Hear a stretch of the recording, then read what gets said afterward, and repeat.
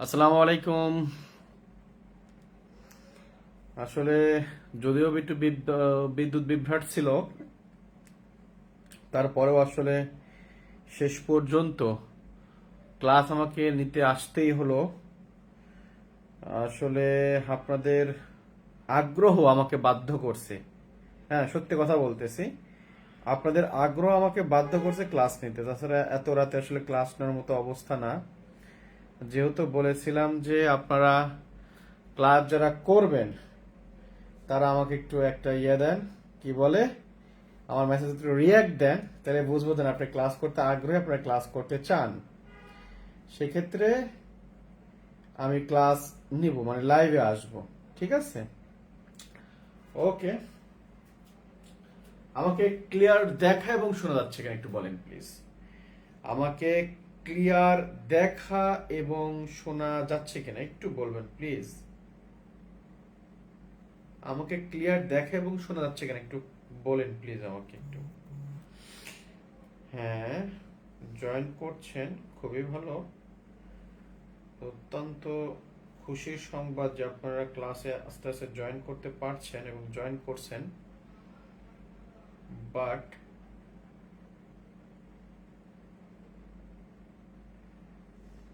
আমি ক্লাসটা শেয়ার দিয়ে দিই।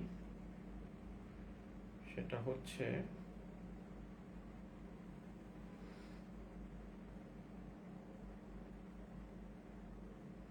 আমি ক্লাসটা শেয়ার দিন, আপনারা গ্রুপে একটু ক্লাসটা শেয়ার দেন। হ্যাঁ, আপনারা গ্রুপে একটু ক্লাসটা শেয়ার দেন। আমি নিজেও একটু শেয়ার দেওয়ার চেষ্টা করছি। দ্রুত করেন, আজকে বেশি সময় নেই তো আমাদের। হ্যাঁ, আজকে বেশি সময় নেই আমাদের।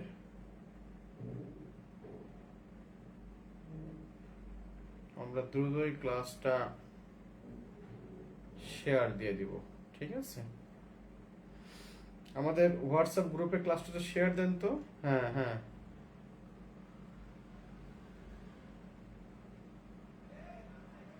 আসছি ক্লাসে, আসছি, সমস্যা নেই, সুস্থ আছি ইনশাল্লাহ। ক্লাসটা একটু শেয়ার দেন না, একটু জাস্ট একটু শেয়ার দেন ক্লাসটা। বুঝতেছেন না কেন, আমি একটু প্রবলেমে পড়ে গেছি। তাছাড়া আপনাদের পাইছি, দাঁড়ান, এই পেয়ে গেছি। এই তো, জাস্ট ওয়েট এ সেকেন্ড, আমি গ্রুপে ক্লাস লিংকটা শেয়ার করে দিচ্ছি। হুম, বলছিলাম 30টা, এখন থেকে 32টা 33টা। মানে বুঝলাম যে আপনার ক্লাসের জন্য আগ্রহ নিয়ে বসে আছেন, সেজন্য আর কি সবাই দ্রুত ক্লাসে জয়েন করুন। হ্যাঁ,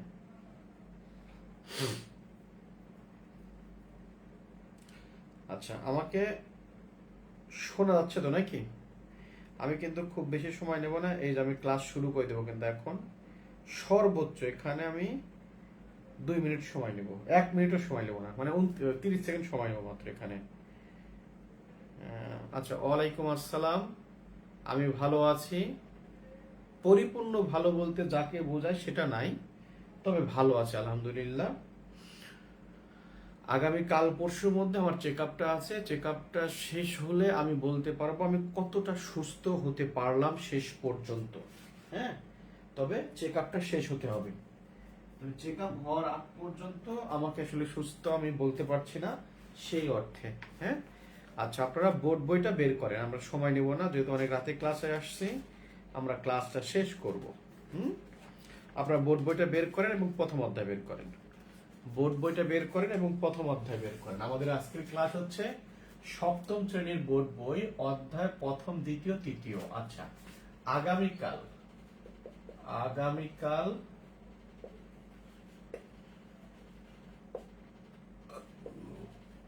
বোর্ড বই এক্সাম 2 অনুষ্ঠিত হবে। টপিক হচ্ছে ষষ্ঠ শ্রেণীর কত কত, পঞ্চম, ষষ্ঠ প্লাস সপ্তম, এই 3টা অধ্যায় থাকবে আগামীকাল পরীক্ষায়। মানে লাস্টের 3টা আর কি। হ্যাঁ, শেষের 3টা অধ্যায় থাকবে আগামীকালের পরীক্ষা। ঠিক আছে, তার মানে আমরা আজকে সপ্তম শ্রেণীর বোর্ড বই পড়বো, কিন্তু আগামীকাল পরীক্ষা হবে এটা, কারণ এটা আমাদের ক্লাস হয়েছিল কিন্তু পরীক্ষা হয়েছিল না। পরীক্ষা হওয়ার আগেই আল্লাহ আমার পরীক্ষা না শুরু করছে, ঠিক আছে? তো যাই হোক, আমরা এটা আগামীকালের পরীক্ষার ইয়ে থাকবে, আপনারা এই অনুযায়ী প্রিপারেশন নেবেন। আমরা আজকের ক্লাসে চলে যাই। হ্যাঁ, আজকের ক্লাসে চলে যাই। আমরা সময় আর মানে সময় ক্ষেপণ বলতে যেটা বলে সেটা না করি, আমরা সরাসরি ক্লাসে চলে যাই। আপনাদের কোনো জিজ্ঞাসা থাকলে, আপনাদের কোনো বলা থাকলে আপনারা কমেন্ট করেন, আমি এখানে কমেন্ট দেখব। আজকের ক্লাসটা খুবই গুরুত্বপূর্ণ হতে যাচ্ছে, একটু গ্রুপে লিখে দেন। হ্যাঁ, কারণ অনেকেই ক্লাসের গুরুত্ব বুঝবেন। আজকের ক্লাসটা সত্যি খুব গুরুত্বপূর্ণ হতে যাচ্ছে। তাছাড়া অনেকে হয় কি, ক্লাস টাইমলি না দেখলে পরে দেখতে চায় না বা দেখা হয় না, ওরা দেখে নেবো আসে তো দেখে নেবো, এরকম হয়। ক্লাসটা খুবই গুরুত্বপূর্ণ। এত তথ্য, বাবারে বাবা, আমি অবাক হয়ে গেছি। আমি যখন বইটা ঘাঁটতেছিলাম একটু দেখে তো কি কি এর মধ্যে দেওয়া আছে, দেখতে গিয়ে দেখলাম যে অনেক তথ্য, ও মাই গুডনেস। আর খুবই গুরুত্বপূর্ণ। আমি বলে দেবো কোথা থেকে কোন কোন প্রশ্নগুলো আসবে এবং কত মার্কের কোশ্চেন আসবে, সব বলে দেবে। ওগুলো আমি পড়াতেই বলে দেবো। গ্রুপে একটু মেসেজ দেন, দুইটা গ্রুপেই, স্পেশাল গ্রুপে যারা এটা তারা স্পেশাল গ্রুপে মেসেজ দেন, যারা রেগুলার গ্রুপে 19তম সেখানে মেসেজ দেন যে ক্লাসটা গুরুত্বপূর্ণ, স্যার সবাইকে জয়েন করতে বললো। একটু মেসেজ দিয়ে দেন, আমি শুরু করি। হ্যাঁ, নাহমাদু ওয়া নাসাল্লি আলা রাসূলিহিল কারীম, আম্মা বাদ। দেখেন, এখানে হলো আপনার আমরা প্রথম অধ্যায় আছে হলো আমাদের বাংলাদেশের চারুকলা শিক্ষার ইতিহাস। এটা দারুণ একটা টপিক। এখান থেকে আপনার কোশ্চেন আপনি লিখে নেন। এখান থেকে এই টপিক থেকে মোটামুটি 3 থেকে 4টা কোশ্চেন হবে। এই যে বাংলাদেশের চারুকলা শিক্ষার ইতিহাস, এই টপিক থেকে 3 থেকে 4টা কোশ্চেন হবে, আপনারা লিখে রেখে পারেন এটা। দেখেন, এখন বইয়ে যেটুকু তথ্য আছে শুধু কি এইটুকু দিয়েই হবে নাকি আর বাইরেও হবে? হ্যাঁ, বইয়ে যে জিনিসগুলো হিংস দেওয়া আছে সেখান থেকে কোশ্চেন হবে, তবে বইয়ে যেটুকু দেওয়া আছে ঠিক সেটুকু থেকে হবে এটা আমি বলছি না। তবে এই অধ্যায়ের টপিকগুলো থেকে কোশ্চেন আসবে, 3 থেকে 4টা কোশ্চেন আপনারা কমন পাবেন। ওকে, আমরা একদম শুরু থেকে শুরু করি। পার্ট 1 পৃষ্ঠা 2। এখানে বলা হচ্ছে, দেখেন অনেক কথা বলা আছে, অনেক গল্প বলা আছে। সব গল্প তো বলার দরকার নাই, শুধু কিছু কিছু গল্প আমরা বলে যাবো যেগুলো আমাদের খুব প্রয়োজনীয় গল্প। এখানে একটা কোশ্চেন দেখেন, এখানে যারা ছবি আঁকেন তারা চিত্রশিল্পী, গানের শিল্পীদের বলা হয় সঙ্গীত শিল্পী, অভিনেতা অভিনেত্রীরা পরিচিত হন নাট্যশিল্পী বা চিত্রশিল্পী হিসাবে। আপনার অন্যগুলো মনে রাখলেও এই যে অভিনয়ে যারা আছেন তারা যে নাট্যশিল্পী বা চিত্রশিল্পী, এই জায়গাটা একটু মার্ক করবেন আপনারা, ঠিক আছে? এটা একটা কোশ্চেন হতে পারে। যারা অভিনয় করে বা অভিনয় শিল্পী, তাদের আসলে কি শিল্পী হিসেবে ডাকা হয়? যারা অভিনয় বা অভিনেতা, তাদেরকে কোন শিল্পী হিসেবে ডাকা হয়? হয়তো বা নাট্যশিল্পী, হয়তো বা চলচ্চিত্র শিল্পী, দুইটার একটা থাকবে কিংবা দুইটাই অবলিক দিয়ে থাকবে, ঠিক আছে? তাহলে নৃত্য করলে নৃত্য শিল্পী, কোনো সমস্যা না। মানে গান করলে সঙ্গীত, সঙ্গীত করলে সঙ্গীত শিল্পী, চিত্র করলে চিত্রশিল্পী, নৃত্য করলে নৃত্যশিল্পী। কিন্তু অভিনয় করলে অভিনয় শিল্পী না দিয়ে এখানে দিছে কি হিসাবে? এখানে নাট্যশিল্পী বা চলচ্চিত্র শিল্পী। ওকে, কি নামের সাথে মানে পূর্ণ ব্যাস বাক্যের সাথে আপনার ইয়ার মিল নাই, মানে মূল বাক্যের মিল নেই নাকি? ওখানে কি বলে সন্ধি বিচ্ছেদে কি বলে, মানে ব্যাস বাক্য আর হলো ওটাকে কি বলে, ওটার সাথে মিল নাই, যার কারণে এটাই বললাম আর কি, যে নাট্যশিল্পী বা চলচ্চিত্র শিল্পী। আচ্ছা, এরপরে গুরুত্বপূর্ণ গুরুত্বপূর্ণ তথ্য এখানে আরেকটু আছে, সেটা হচ্ছে দেখেন 2 নম্বর প্যারাতে, এই যে একদম, যেমন গান গাওয়ার জন্য সুর, তাল, লয় ইত্যাদি ভালো করে বুঝে নিতে হয়, সারেগামা বা সপ্ত সুর থেকে সুর করে অন্যান্য সুর, তাল ইত্যাদি রপ্ত করার জন্য প্রতিদিন অভ্যাস করতে হয়। তাহলে এই যে এই জায়গাটা একটু মার্ক করে নেন, যে এই যে সারেগামা পা বা সপ্ত সুর, তাহলে সারেগামা পায়ের অপর নাম কি? সপ্ত সুর। এটা একটু মার্ক করে নেন, এই দুইটা একটু মার্ক করেন। আচ্ছা, আমি আপনাদেরকে বলি, এখানে যখন পড়তে বসছেন তখন আপনারা অবশ্যই বই নিয়ে বসবেন। কিন্তু আমি যে বইটা মার্ক করতেছি, মানে এখানে নিশ্চিত জেনে রাখেন যে আমার এই বোর্ড বই ক্লাসগুলো যদি ঠিক মতো করে আপনার পাস মার্ক হয়ে গেছে। আমি কি আপনাদেরকে ছোট্ট করে বোঝাতে পারলাম? ছোট বললাম কিন্তু খুব বৃহৎ, মানে এটা কি তাৎপর্যপূর্ণ কথা। আমি বইয়ের যে বোর্ড বইগুলো পড়াচ্ছি, এটা যদি আপনি ঠিকভাবে ধরতে পারেন, ঠিকভাবে রিসিভ করতে পারেন, তাহলে আপনার পাস মার্ক হয়ে গেছে। আপনাকে আলাদা কোনো বই কোনো কিছু না পড়লেও চলবে। কথা বুঝতে পারছেন? আচ্ছা, আমার কথা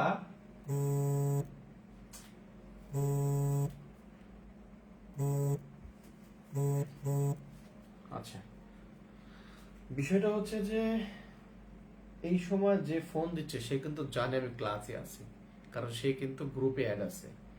তার মানে সে গ্রুপটাকে চেক না করে আমাকে ফোন দিয়ে দিছে, বুঝছেন? এটা ঠিক না।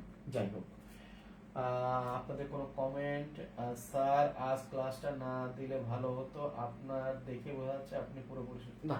সমস্যা নাই, আসলে আমি অনেস্টলি বলছি, আমার অসুখ হওয়ার পর থেকে আমি 9টা 9:30টার মধ্যে ঘুমাই যাই, খুব কম সময় অল্প সময় জাগি। অন্য সময় মেসেজগুলো আমার কিন্তু যে আছে অ্যাডমিন প্যানেলের, সে কিন্তু মেসেজ করে, আমি মেসেজ করি না। আমার এতক্ষণ এক ঘুম হয়ে গেছে, ঘুম আসছে আমার, বুঝছেন, প্রচন্ড। এই জন্য একটু খারাপ দেখা যাচ্ছে, ওটা কোনো ব্যাপার না। যাক, একটু দ্রুত করি আমরা, হ্যাঁ? আচ্ছা, তাহলে সারেগামা বা বা তাকে কি বলছে, সপ্তসুর, এই দুটাকে একটু মার্ক করে নেন। থেকে শুরু করে অন্যান্য সুর তাল লয় ইত্যাদি রপ্ত করার জন্য প্রতিদিন অভ্যাস করতে হয়, যাকে সঙ্গীত শিল্পীরা বলেন রেওয়াজ বা গলা বাঁধা। তার মানে কি, এই যে রেওয়াজ বা গলা বাঁধা আসলে কাকে বলা হচ্ছে? এই যে রেওয়াজ বলতে যেটাকে বলা হচ্ছে রেওয়াজ, রেওয়াজ বা গলা বাঁধা, ঠিক আছে? ও সাধা, সরি, সাধা, গলা সাধা। রেওয়াজ বা গলা সাধা আসলে কাকে বলা হচ্ছে, এই জিনিসটা আপনাদেরকে একটু ফাইন্ড আউট করে নিতে হবে ওখান থেকে, হ্যাঁ? যে কাকে, যে প্রতিদিন যে সপ্ত সুর বা সারেগামা পা প্রতিদিন যে চর্চা করে, এটাকে মূলত আপনার রেওয়াজ বা গলা সাধা বলা হচ্ছে। পসিবল হলে আমার এই ক্লাসটা আরেকবার দেখবেন, দেখে আমি যে জিনিসগুলো বলতেছি এগুলো লিখে নেবেন, হ্যাঁ? আমি কেন বলতেছি, ইন দ্য লং রান আপনাকে সাফার করতে হবে না। পরবর্তী দেখেন এই বিষয়গুলোকে তখন আপনার ভাই বা বোর্ডে গিয়ে দেখেন আপনার কতটা ফেস করতে হয় এগুলা দেখেন, ঠিক আছে? ওকে। এরপরে আমি আর কোনো গুরুত্বপূর্ণ এখানে কোনো কিছু দেখছি না। আচ্ছা, তাহলে একদম দেখেন এই যে বক্স আছে একটা কাজ, কাজের উপরে যে প্যারাটা দেখেন, নিচে লেখা কাজ, কোন বিষয়ে ছবি, তোমার ছবি আঁকতে ভালো লাগে সে বিষয়ে 5টি বাক্য লেখা, যে বক্সের তার উপরে যে ঠিক প্যারাটা, সাধারণত ষষ্ঠ শ্রেণী থেকেই ধীরে ধীরে আঁকার নিয়ম কানুন জেনে ছবি আঁকার চেষ্টা করা ভালো। তার মানে কোন সময় থেকে ছবি আঁকার চেষ্টা করতে হয় এটা বলে দেওয়া আছে। আচ্ছা, এখানে বলতে গেলে আর একটা কথা বলতে হয়, ভিতরে আলোচনায় আছে, সেটা হচ্ছে যে বলা হচ্ছে যদি আপনি গান শিখেন তাহলে আপনাকে একদম প্রথম থেকেই তাল লয় যে সপ্তসুর এগুলা ঠিক করে নিয়ম মেনে আপনাকে গান শিখতে হবে। যদি আপনি নৃত্য শিখেন তাহলে নৃত্যের একদম প্রথম দিন থেকে আপনাকে নিয়ম কানুন মেনে আপনাকে নৃত্য শিখতে হবে। অভিনয় শিখলেও ঠিক প্রথম দিন থেকেই আপনি যখন শুরু করবেন ঠিক তখন থেকে আপনার উপরে রুলস কে অ্যাপ্লাই করা হবে, আপনার রুলস অনুযায়ী শিখবেন। রুলসের বাইরে গিয়ে শেখার আসলে কোনো সুযোগ নাই।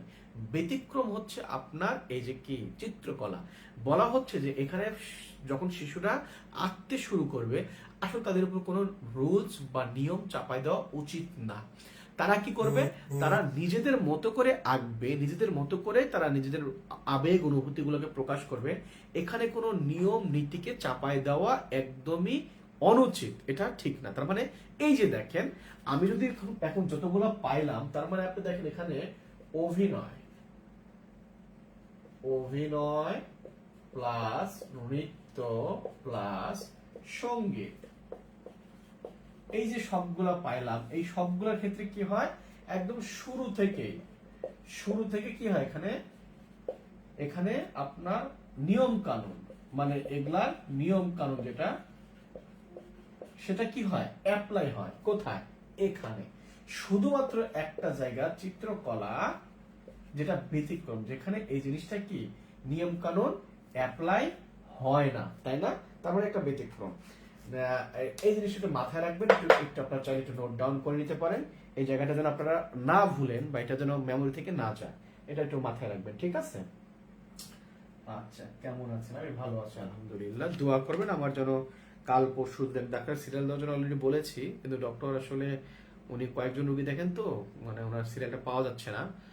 সিরিয়ালটা যেদিনই পাবো সেদিনই আমি চেক আপটা করতে যাব। তো দোয়া করেন আল্লাহর কাছে যেন আমার রিপোর্টগুলো সব নর্মাল আসে, চেষ্টা তো করলাম। তো এটা হচ্ছে ব্যাপার, হ্যাঁ? তো দেখেন এখন বলতেছে যে এই যে এটা মানে পঞ্চম শ্রেণী পর্যন্ত, এই পঞ্চম শ্রেণী পর্যন্ত কোনো রুলস তাকে দেওয়ার দরকার নেই। কোথায়, এই চিত্রকলা যখন একজন শিশু আঁকবে, মোটামুটি যখন সে পঞ্চম শ্রেণীর স্টুডেন্ট তখন পর্যন্ত তাকে কোনো নিয়মের মধ্যে আবদ্ধ করা উচিত নয়। উচিত কখন, যখন সে ষষ্ঠ শ্রেণীর স্টুডেন্ট, যখন সে ক্লাস 6-এ পড়বে তখন তাকে কি করতে হবে, নিয়ম কানুনের মধ্য দিয়ে, এই নিয়ম কানুনের মধ্য দিয়ে তাকে কি করতে হবে, চিত্রকলা অঙ্কন করতে হবে। কোন ক্লাসে গিয়ে, ক্লাস 6 এ গিয়ে। কোন ক্লাস পর্যন্ত নিয়ম কানুন মানার দরকার নেই, পঞ্চম শ্রেণী পর্যন্ত। এগুলো যেন আমাকে আবার রিপিট করতে না হয়, এগুলো যেন আপনাকে মনে করে দিতে না হয়। সবকিছু আপনি বইয়ে যে একদম মার্ক করে দেবেন তা না, কিছু কিছু বিষয় আপনাকে নোট ডাউন করতে হবে। আমি এজন্যই বললাম যে আমার ক্লাসটা সম্ভব হলে আরেকবার দেখবেন, দেখে এই টপিকগুলো বা এই বিষয়গুলো সুন্দর করে একদম ফ্রেশ করে একটা নোট করে ফেলুন, যাতে করে এই নোটটা যেন আপনার ভাইভাতে যেন খুব বড় ধরনের আপনাকে হেল্প করে। ঠিক আছে, পাশাপাশি আপনার আরো হেল্প হবে, দেখবেন যে এই নোটগুলো যখন আপনি আরেকবার পড়বেন না, তখন আপনার কাছে পড়াটা ইজি মনে হবে এবং অনেক তথ্য আপনার ভিতরে থাকবে। দেখবেন যে এখান থেকে কয়েকটা কোশ্চেন আপনি এক্সট্রা পেয়ে গেছেন সবার থেকে। আশা করি বুঝতে পারছেন। আমরা পার্ট 2 এ চলে যাব, মানে ওই একই পেজের পার্ট 1 শেষ করবো আর পার্ট 2 এ যাব আমরা, পার্ট 2। আচ্ছা, স্বাধীন বাংলাদেশ প্রতিষ্ঠার আগে ঢাকায় 1948 সালে চিত্রকলা শেখার প্রতিষ্ঠান গড়ে তোলা হয়। এখানে হিস্ট্রিটা আপনার মনে রাখতে হবে যে চারুকলা শিক্ষা মানে প্রাতিষ্ঠানিক শিল্প শিক্ষার প্রতিষ্ঠানের যে হিস্ট্রি আছে বা ব্যাকগ্রাউন্ড আছে, ব্যাকগ্রাউন্ড আপনাকে জানতে হবে। তো ব্যাকগ্রাউন্ড তো আসলে এখন যেহেতু আমি অলরেডি পড়াইছি ওটা, এখন তো সবকিছু বলা সম্ভব না। আমি জাস্ট আপনাকে হিন্টস দিয়ে যাব যে কোন কোন বিষয়গুলোকে আপনাকে এই টপিক থেকে মনে রাখতে হবে। যে চারুকলা যে আমাদের শিল্প শিক্ষা প্রতিষ্ঠান আছে, আমাদের যে মানে প্রাতিষ্ঠানিক শিল্প শিক্ষার কথা বলা হচ্ছে, সেই প্রাতিষ্ঠানিক শিল্প শিক্ষার যাত্রাটা আপনাকে আমি বলে দিতে পারি। ঠিক আছে, তো দেখেন একটু পরে তারপর আমি বলে যাচ্ছি। হ্যাঁ, তো এখানে 48 সালটা একটু মার্ক করেন। মার্ক করার পরে তারপর লেখেন উদ্যোগ গ্রহণ করেন কয়েকজন চিত্রশিল্পী, যারা কলকাতা আর্ট কলেজের শিল্প শিক্ষা সমাপন করেন মানে শেষ করেন। তারা হলেন শিল্পী জয়নুল আবেদিন, পটুয়া কামরুল হাসান, খাজা শফিক আহমেদ, শফিউদ্দিন আহমেদ, আনাউরুল হক ও শফিকুল আমিন। নামগুলা খুবই গুরুত্বপূর্ণ, আপনি ওখানে একটু মার্ক করবেন ভালোভাবে যে কারা এই শিল্প শিক্ষা প্রতিষ্ঠানে প্রতীক্ষিত ছিল, মানে পথ দেখাইছে কারা, মানে প্রতিষ্ঠার লগ্নে কারা এর সাথে সংশ্লিষ্ট ছিল। সবচেয়ে বড় কথা, এখন আমি যে শিল্পীদের নাম বললাম তারা কি ছিল, এই যে প্রাতিষ্ঠানিক শিল্প শিক্ষা প্রতিষ্ঠা সূচনা লগ্নে তারা সংশ্লিষ্ট ছিল, তাই না? তার মানে আপনি জিনিসটা এভাবে লিখতে পারেন যে আমি না লিখে এটা আপনি একটু একটু একটু নিজের একটু ইয়ে করে নেন যে প্রাতিষ্ঠানিক শিল্প শিক্ষা প্রতিষ্ঠার মানে সূচনা লগ্নে যারা সংশ্লিষ্ট ছিল তারা হচ্ছেন এই যে শিল্পী জয়নুল আবেদিন, পটুয়া কামরুল হাসান, খাজা শফিক আহমেদ, শফিউদ্দিন আহমেদ, আনোয়ারুল হক ও শফিকুল আমিন। এই নামগুলো একটু মানে আপনারা ইয়ে করে রাখবেন। ঠিক আছে, মনে রাখবেন তারা কারা। তারা হচ্ছে প্রতিষ্ঠার সময় যারা কাজ করেছে তারা। 1947 সালে ভারতবর্ষে প্রায় 200 বছরের ব্রিটিশ শাসনের অবসান হলে ভারত দুটি স্বাধীন রাষ্ট্রে ভাগ হয়ে যায়। এখানে দুইটা কোশ্চেন আছে, কত সালে ভারত স্বাধীন হয় এটা সবাই জানেন। এখন যদি বলা হয় যে এটাকে যদি একটু ঘোরায় বলা হয় যে ভারত 1947 সালে কত বছরের দাসত্ব থেকে ইংরেজদের হাত থেকে, মানে কত বছরের দাসত্বের মানে থেকে ইংরেজদের হাত থেকে তারা মুক্তি পান। যদি এটাই বলা হয়, কত বছর বলা হয়, অনেকেই ভুল করবে। এই জন্য 200টা গুরুত্বপূর্ণ। 1947 সবাই জানেন যে ভারত পাকিস্তান ভাগ হয় কত সালে এটা সবাই জানেন, কিন্তু কত বছরের দাসত্ব ভেঙে এটা ভাগ হয় এটা জানেন না আপনারা। ঠিক আছে, তো ওটা একটু মাথায় রাখবেন যে 200 বছরের, এটা একটু মার্ক করে নেয় জায়গাটা। ঠিক আছে, আচ্ছা। স্বাধীন রাষ্ট্র হয়, একটা নাম ভারত, অপর অংশ পাকিস্তান। পাকিস্তানের দুটি অংশ, পূর্ব পাকিস্তান ও পশ্চিম পাকিস্তান। এগুলো সবাই জানেন, এগুলো না পড়লেও চলবে। 1948 সালে পূর্ব পাকিস্তানের রাজধানী ঢাকাতে, তাহলে 1948 সালে পূর্ব পাকিস্তানের রাজধানী মানে বাংলাদেশের মানে তৎকালীন বর্তমান বাংলাদেশের রাজধানী ঢাকাতে চারুকলা ইনস্টিটিউটের প্রতিষ্ঠা শিল্পীদের অনেক বাধার সম্মুখীন হতে হয়েছিল। আচ্ছা, আমি এক কাজ করি, সেটা হচ্ছে যে আমি আগে এর একটা ডিটেলসটা লিখি, আপনাকে কত দূর পড়তে হবে এটা নিয়ে। দেখেন, পৃথিবীতে, যদি এটা অনেকে পারেন, পৃথিবীতে প্রথম শিল্প শিক্ষা প্রতিষ্ঠান, হ্যাঁ, শিল্প শিক্ষা প্রতিষ্ঠান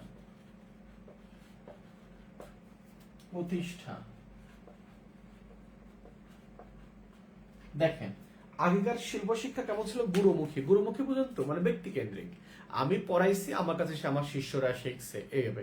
কিন্তু প্রাতিষ্ঠানিক ভাবে যখন শুরু হয় সেটা বলা হচ্ছে তাহলে পৃথিবীতে প্রথম শুরু হয়েছে এই যে মেডিচি পরিবার, হ্যাঁ, মেডিচি মেডিচি, এই মেডিচি পরিবার কর্তৃক পৃথিবীতে প্রথম আপনার প্রাতিষ্ঠানিক শিল্প শিক্ষা প্রতিষ্ঠা হয়, যে প্রতিষ্ঠাতে মাইকেল অ্যাঞ্জেলো কি ছিল, সংশ্লিষ্ট ছিল। ঠিক আছে, এটা বোঝা গেছে। আচ্ছা, ভারতবর্ষে, পৃথিবী থেকে আমরা একটু ভারতবর্ষের দিকে আসি। ভারতবর্ষে কার কার এতে হয়? ভারতবর্ষে এখানে একটু লিখতে হবে আপনাকে। ভারতবর্ষে দেখেন 1896 সালে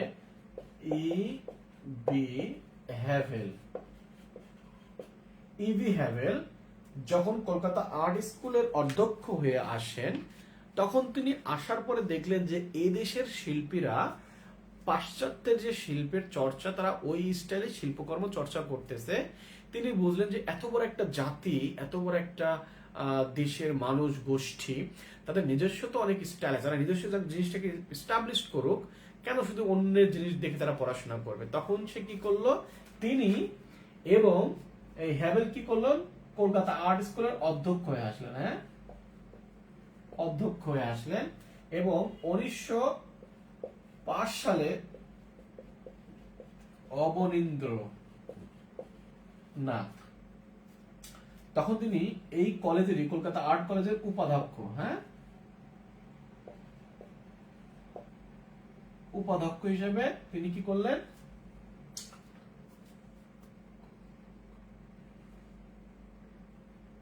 এই ধ হবে না, উপাধ্যক্ষ, হ্যাঁ ধাই হবে, উপাধ্যক্ষ হিসেবে কি করলেন, জয়েন করলেন। ঠিক আছে, জয়েন করার পরে তখন এই বেচারার সহযোগিতা, এই বেচারা তখন মানে ভারতবর্ষের নিজস্ব একটা স্টাইল তৈরি করলো, নিজস্ব একটা মানে শিক্ষার একটা কি তৈরি করলো, বলতে প্রাতিষ্ঠানিক রূপ দিল। কিসের প্রাতিষ্ঠানিক রূপ দিল?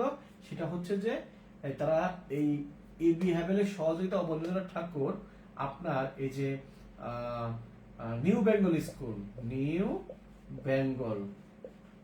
বেঙ্গল স্কুল, এই স্কুল মানে কিন্তু বিদ্যালয় না, স্কুল মানে কি রীতি, নিউ বেঙ্গল স্কুল বা নব্য বঙ্গীয় ঘরানা,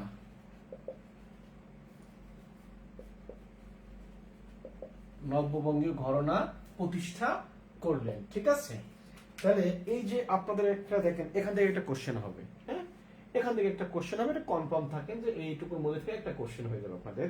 তাহলে নব্যবঙ্গীয় ঘরানা প্রতিষ্ঠা করেন কে? অবনীন্দ্রনাথ ঠাকুর। কার সহযোগিতায়? ইবি হ্যাভেলের সহযোগিতা। ইবি হ্যাভেল কত সালে কলকাতা আর্ট স্কুলের অধ্যক্ষ হয়ে এখানে আসেন? 1896 সালে। আর উপাধ্যক্ষ হিসেবে নিয়োগ পান অবনীন্দ্রনাথ ঠাকুর কত সালে? 1905 সালে, তাই তো? ঠিক আছে। আচ্ছা, বিষয়টা হচ্ছে যে এই দেখেন, এটা হচ্ছে ভারতবর্ষের কথা বললাম, তাহলে আমি পৃথিবী বললাম, ভারতবর্ষ বললাম, বাংলাদেশের দরকার না আমার? বাংলাদেশে কি হলো? বাংলাদেশে এই যে কলকাতা আর্ট স্কুলে বাংলাদেশের যেসব শিল্পীরা ওখানে ছাত্র ছিল, পরবর্তী শিক্ষক হলো, তারা 47 সালে দেশ ভাগের পরে আর কোন রকম কালক্ষেপণ না করে তারা কি করলেন, তারা দেশে চলে আসলেন। দেশে এসে, আমি একটু সংক্ষিপ্তভাবে বলতেছি, একটু বিস্তারিত বলবো আমি। 1948 সালে, 1948 সালে আপনার তারিখ দেওয়া আছে 15ই নভেম্বর, তাই না? কত তারিখ দেওয়া আছে? 1948 সালের 15ই নভেম্বর। তারিখটা কি ঠিক আছে? এই বইয়ের কথা তারিখ দেওয়া আছে বইয়ের? আমি জানি না এই বইয়ের কথা তারিখ দেওয়া আছে কিনা। হ্যাঁ, 15ই নভেম্বর, ঠিক আছে। 48 সালের 15 নভেম্বর, একটু কনফিউশন ছিল, শিওর হয়ে নিলাম। তাহলে 1948 সালের 15 নভেম্বর কি করলো তারা, এই যে বাংলাদেশ মানে তখন কিন্তু পূর্ব পাকিস্তান, এখানে কি করলো, একটা চারুকলা প্রতিষ্ঠান তারা প্রতিষ্ঠা করলেন। নাম হলো, তারা নাম দিলেন গভর্নমেন্ট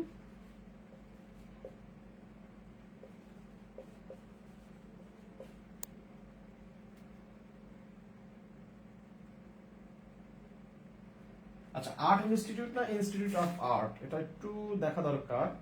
সেটা হচ্ছে যে এখানে আপনার 54 সাল, হ্যাঁ, গভর্নমেন্ট আর্ট ইনস্টিটিউট, ঠিক আছে। এটা একটু মানে আর্ট ইনস্টিটিউট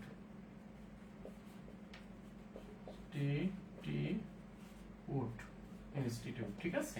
তাহলে এই নামেই, তাহলে এই যে নামটা গুরুত্বপূর্ণ, যে 1948 সালে তৎকালীন পূর্ব পাকিস্তানে কি নামে প্রাতিষ্ঠানিক শিল্প শিক্ষা শুরু করেন, গভর্নমেন্ট আর্ট ইনস্টিটিউট। এই নামটা একটু ভালো করে মনে রাখেন, কারণ দেখা যাচ্ছে গভর্নমেন্ট ইনস্টিটিউট অফ আর্ট দিতে পারে, আর গভর্নমেন্ট আর্ট ইনস্টিটিউট দিতে পারে। তাহলে এটা হচ্ছে আর্টটা মাঝখান থেকে এইটা হবে। হ্যাঁ, কথা বোঝা গেছে? আচ্ছা, আমি একটু মুছে দেবো, যদি আপনার একটা স্ক্রিনশট নিতে মন চায় নিতে পারেন, একটা স্ক্রিনশট চাইলে নিতে পারেন। হ্যাঁ, ঠিক আছে, একটু স্ক্রিনশট নিছেন, নেওয়া শেষ, আমি মুছে দিই প্লিজ। হ্যাঁ, একটু মুছে দিই। হ্যাঁ, আমাকে একটু হেল্প করে, কারণ ক্লাসটা অনেক বড় হয়ে যাবে তাছাড়া। ঠিক আছে, আচ্ছা দেখেন,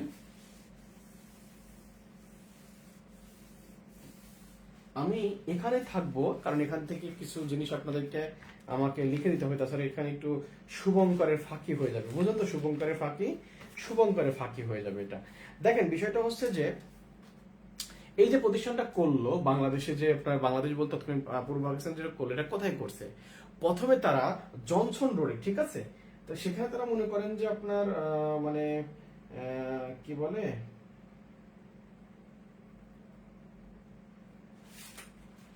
জনসন রোডে হাসপাতালে দুটি কামরা পায় তারা, ঠিক আছে। তাহলে এটা হচ্ছে নবাবপুরের ন্যাশনাল মেডিকেল, নবাবপুরের ন্যাশনাল মেডিকেল ইনস্টিটিউটে।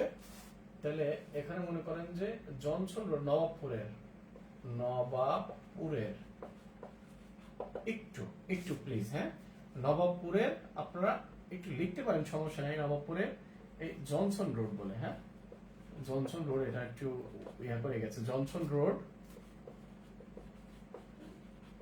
হাসপাতালে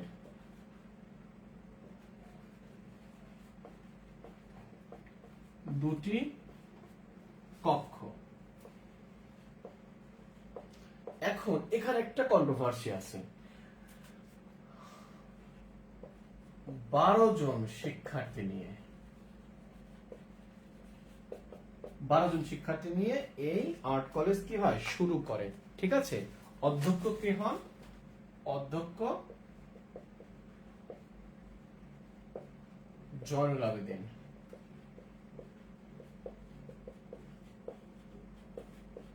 আচ্ছা, এটুকু একটু কথা বলি, সেটা হচ্ছে যে এই যেখানে 12 জন লিখলাম না, আসলে আমরা সবসময় পেয়ে আসছি 18 থেকে 20 জনের কথা বলা আছে, 18 জনের কথা সবসময় সবাই বলে। তো এখানে এই ইয়াতে বলা হয়েছে 12 জন, যেহেতু বোর্ড বই বলছে 12, তাহলে আমাদের সকল জানাকারী কি পচ্চা, মিথ্যা, ভুয়া। তার মানে কি, বোর্ড বই যেটা বলবে সেটাই, কথা বোঝা গেছে? তার মানে আপনারা 12টাকে এখানে ইয়ে করবেন, মাথায় রাখবেন, ঠিক আছে। তো যদি কখনো কেউ মানে 12 না বলে বলে না এটা 18টা হওয়ার কথা, তখন বলছেন আমরা 18 জানতাম, কিন্তু সপ্তম শ্রেণীর বোর্ড বই দেখলাম স্যার এই সংখ্যাটা 12 দেওয়া আছে। যেহেতু বোর্ড বই আসলে আমরা যে কোনো জায়গায় ভুল কোনো তথ্য, আমরা কোনো তথ্য যদি কনফিউশন থাকে, তখন আমরা বোর্ড বইকে রেফারেন্স হিসেবে নিই। সো যেহেতু বোর্ড বই 12 আছে, আমি 12টাকেই বললাম স্যার, এরকম বিষয়টা, ঠিক আছে। যদি সুযোগ থাকে আপনাকে ক্লারিফিকেশন দেওয়ার আর কি। তো এটা হচ্ছে ব্যাপার। আর এখন আসল ব্যাপার দেখেন, সেটা হচ্ছে যে এই জিনিসটা পরবর্তীতে 54 সালে, 1954 সালে এটা হচ্ছে শাহবাগে স্থানান্তরিত হয়। হ্যাঁ, শাহবাগে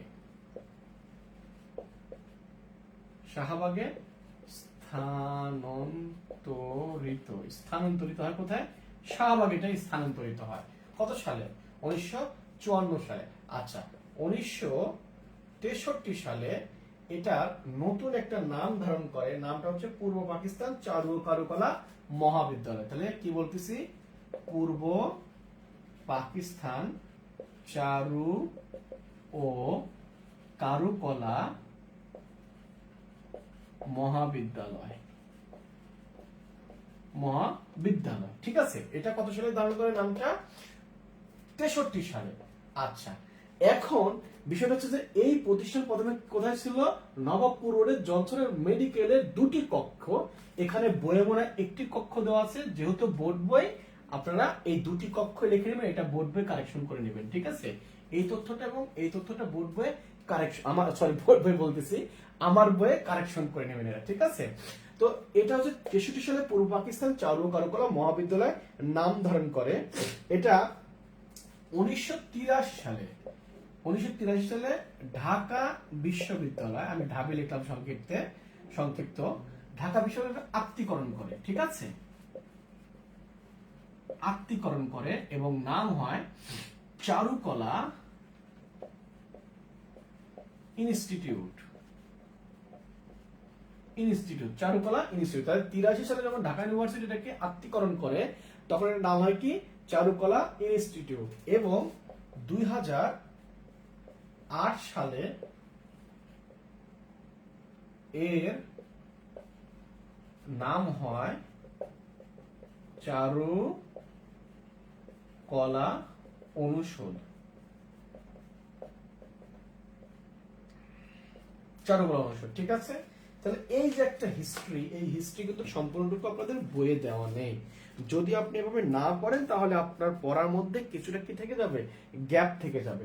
একটা স্ক্রিনশট দিয়ে নেন, একটা স্ক্রিনশট দিয়ে নেন প্লিজ, হ্যাঁ, একটা স্ক্রিনশট দেন। তাহলে এই যে একটা হিস্ট্রিক্যাল যে একটা ব্যাকগ্রাউন্ড আছে আমাদের দেশে প্রাতিষ্ঠানিক শিল্প শিক্ষা প্রতিষ্ঠার পেছনে, এই ব্যাকগ্রাউন্ডটা আপনাকে জানতে হবে, এই হিস্ট্রিক্যাল ব্যাকগ্রাউন্ডটা আপনাকে জানতে হবে। এটা যদি জানেন তাহলে নিশ্চয়ই জেনে রাখেন যে মোটামুটি এখন পর্যন্ত আপনি 1-2 মার্কের কোশ্চেন আপনি পড়ে ফেলছেন, মোটামুটি 1-2 মার্কের কোশ্চেন আপনি পড়ে ফেলছেন। এবং ওই যে শিল্পীদের নাম বলছিলাম ওইটা কিন্তু রিমার্কেবল, ওটা মাথায় রাখবেন, কিন্তু ওখান থেকে একটা কোশ্চেন আসার সম্ভাবনা আছে, ঠিক আছে? তো দেখেন এখানে বলতিছে যে নিছেন স্ক্রিনশট নিছেন, আশা করি আপনারা স্ক্রিনশট নিছেন। আমি পরের অংশে যাই, এটুকুর মধ্যে আর তেমন কিছু নাই। তাহলে তৎকালীন মানে সবচেয়ে বড় কথা যে এই প্রতিষ্ঠানটা যেহেতু মুসলিম অধ্যুষিত দেশ, এখানে আসলে চারুকলা শিক্ষা প্রতিষ্ঠা করার আসলে সেভাবে কোনো সুযোগ ছিল না, অনেক কষ্ট করতে হয়, সরকারি লোককে বোঝাইতে হয়, তারা বিভিন্ন তদবির করে সরকারের কাছে, সরকারের মনে করেন বিভিন্নভাবে সরকারের কাছে বিভিন্ন তথ্য তারা উপস্থাপন করে, আর প্রয়োজনীয়তা তারা বুঝায়, তারা প্রয়োজনীয়তা বুঝাতে গিয়ে তারা কি কি করেছে এই জিনিসটা তো সব সম্পূর্ণটুকু পড়া তো সম্ভব না। আমি কিন্তু আপনাদের দাগায় দিচ্ছি, আপনারা একটু ওইটাকে একটু শুধু ইয়া করে নেন যে স্যার কোন কোন জায়গাতে আপনাকে মানে ইয়া করে দিচ্ছে। ওই যে দেখেন যে মানে কয়েকটা 1 2 3 4 করে যে একটা লেখা আছে না, যে আসলে তারা সরকারকে বোঝানোর জন্য তারা আসলে কোন কোন পদক্ষেপ হাতে নিছে, হ্যাঁ, যে ওই জিনিসগুলো আর কি আমি একটু আপনাদেরকে বলি, তাহলে বুঝতে পারবেন। হ্যাঁ, যেমন এখানে আপনার একটা জিনিস লেখেন স্বাস্থ্য সেবার কথা বলা হয়েছে, যেখানে জাস্ট কি পয়েন্ট করে লেখেন স্বাস্থ্য সেবার কথা বলা হয়েছে। সরকারের প্রচার প্রচারণা শিল্পীদের যে তখন তো শুরু হবে ছাপার তো ইয়ে ছিল না, একটা পোস্টার করলে প্রচার প্রচারণার ব্যাপারটা খুব বেশি গুরুত্ব পেত। প্রচার প্রচারণার জন্য কি দরকার, শিল্পীদের দরকার আছে স্বাস্থ্য সেবা বা স্বাস্থ্য সচেতনতা, মানে সচেতন করার জন্য, ঠিক আছে, এটা খুব দরকার ছিল। তারপর ছিল চাষাবাদ সেচ, যেটা মানুষকে বোঝানো, মানে কৃষকদেরকে বোঝানো কিভাবে চাষাবাদ করতে হয়, কিভাবে করলে ভালো ফসল পাওয়া যাবে, এটা বোঝানোর জন্য কি দরকার ছিল আসলে এই যে আপনার মানে চারুকলা লোকজন বা চারুকলা প্রয়োজন ছিল। তারপর স্কুল কলেজে বই পুস্তকে যে ছবি, আমরা যে ছবি দেখে দেখে শিখি বা ছবি, সেই ছবি আঁকার জন্য বা ছবি এর জন্য কি চারুকলা অনেক গুরুত্বপূর্ণ একটা ভূমিকা রাখতে পারে। পণ্য রপ্তানির ক্ষেত্রে মোড়ক, আপনি পণ্য রপ্তানি করবেন সেখানে মোড়কীকরণের জন্য কি এই প্রতিষ্ঠানগুলো দরকার ছিল। কেন? কারণ তারা এই জিনিসগুলো তারা হাতে নিচ্ছিল কি জন্য, আপনার চারুকলা প্রতিষ্ঠান যেন সরকার প্রতিষ্ঠা করে সেই আগ্রহ প্রকাশ যেন করে সেই জন্য। তো আমরা দেখলাম যে তারা সরকারকে বিভিন্নভাবে প্রতিষ্ঠা করার জন্য বিভিন্ন রকম ভাবে তদবির করছে, বুঝাইছে, লোকজন ধরছে। তো এই লোকজনগুলো যে তারা ধরছে সেই লোকজনগুলোর মধ্যে কারা ছিল, পার্ট 4-এ চলে যান, অপর পৃষ্ঠা পার্ট 4-এ চলে যান। এটা হচ্ছে আপনার পৃষ্ঠা নাম্বার 4 পার্ট 4, পৃষ্ঠা নাম্বার 4 পার্ট 4-এ চলে যান। যে মানুষগুলা মানে শিল্পীদের এই উদ্যোগকে প্রশংসা করে এগিয়ে আসেন কয়েকজন বিদ্যুৎসাহী বাঙালি, তার মধ্যে ডক্টর কুদরতে খোদা গুরুত্বপূর্ণ একজন ব্যক্তি। তার পদবিটা একটু মনে রাখবেন, তার পদবিটা ছিল হলো জনশিক্ষা বিভাগের প্রধান, ডিপিআই। ডিপিআই এখানে বাংলা ভাবে দেওয়া আছে, যদি কখনো ডিপিআই আসে তাহলে যেন আপনারা ভুল করবেন না, ঠিক আছে? জিনিসটা কিন্তু একই, মাথায় রাখবেন আপনারা, হ্যাঁ, মাথায় রাখবেন কিন্তু এটা। তাহলে তৎকালীন সময়ে কুদ্রুত খোদার পদ কি ছিল, ডিপিআই, কোথাকার জনশিক্ষা বিভাগের প্রধান তিনি ছিলেন, তাই না? এছাড়াও আছে কে, সরকারি ঊর্ধ্বতন কর্মকর্তা সলিমুল্লাহ ফাহমি, আবুল কাশেম প্রমুখ শিল্পীদের পাশে এসে দাঁড়ান। তাহলে এই যে সলিমুল্লাহ ফাহমি এবং আবুল কাশেম নাম দুটাকে মার্ক করে ফেলেন, ঠিক আছে। আচ্ছা, বিভিন্ন সময় সংবাদপত্রে সাংবাদিকরা লেখালেখি করেন, বিভিন্ন সাংস্কৃতিক মনে লোকেরা এগুলো গুরুত্ব দিয়ে লেখালেখি শুরু করেন। তাদের মধ্যে সবচেয়ে গুরুত্বপূর্ণ ছিলেন ডক্টর সারোয়ার মোর্শেদ, বোরহান উদ্দিন খান জাহাঙ্গীর, মুনীর চৌধুরী, শওকত ওসমান, অজিত গুহ। মানে মোটামুটি এই মানুষগুলোর নামটা মনে রাখলেই চলবে। আপাতত এখানে আর কোনো কিছু নাই। আমরা পার্ট 5-এ চলে আসি। পার্ট 5 আমরা 4 নাম্বার পৃষ্ঠায় আছি। পার্ট নাম্বার কত? 5। পেয়েছেন সবাই? আশা করি পেয়েছেন। ওই পেজে যেহেতু কষ্ট করা দরকার নেই, ঠিক আছে। ওই হিস্ট্রিক্যাল ব্যাকগ্রাউন্ড এখানে চলে আসছে যে 15 নভেম্বর 1948 সালে নবাবপুর ন্যাশনাল মেডিকেল কলেজের 2টি কামরায় শুরু হলো প্রথম ছবি আঁকার প্রতিষ্ঠান। নাম দেওয়া হলো গভর্নমেন্ট আর্ট ইনস্টিটিউট। কথা বোঝা গেছে? এটা একটু মাথায় রাখেন, মার্ক করে নেন। তাই 15 নভেম্বর 1948 নবাবপুর ন্যাশনাল মেডিকেল কলেজের 2টি কামরা, অভাল করে নেন 2টি কামরা।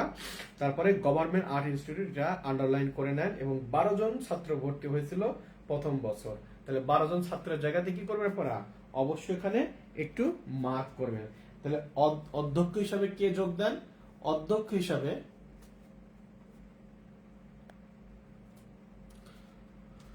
ও অর্ণব একটা মেসেজ করছে। অর্ণব মেসেজটা গুরুত্বপূর্ণ। আমি আসলে এটা আউট অফ মাইন্ড হয়ে গেছে আমার। সেটা হচ্ছে যে আমরা আসলে একটু জিনিস একটু মিস্টেক করে ফেলছি। সেটা হচ্ছে যে ওই আমরা একটু সিরিয়াল বা আমরা তাল হারায় ফেলছি। সেটা আমি যে প্রাতিষ্ঠানিক শিল্প শিক্ষার কথা বললাম না, আসলে বাংলাদেশে প্রাতিষ্ঠানিক শিল্প শিক্ষা শুরু হয় কত সালে? 1948 সালে, ঠিক আছে। কিন্তু আসলে 1948 সালের আগেই এই দেশে আপনার ব্যক্তিগত মানে প্রচেষ্টায় 1904 সালে খুলনায় মহেশ্বর পাশায়, হ্যাঁ